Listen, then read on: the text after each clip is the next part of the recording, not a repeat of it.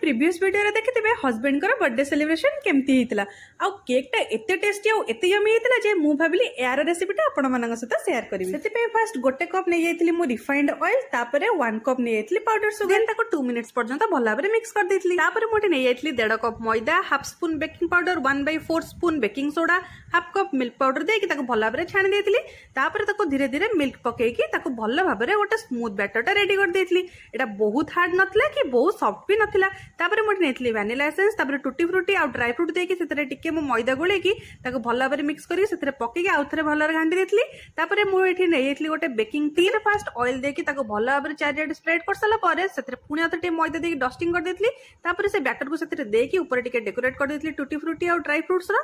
तापरे 40 मिनिट्स ताको बेक कला परे रेडी हे हमर टेस्टी आ स्पंजी वाला टूटी फ्रूटी रो केक। आपण मते एई भलिया सिंपल वे रे केक बनांतु आ आपनका फैमिली मेंबर्स को सरप्राइज दियंतु।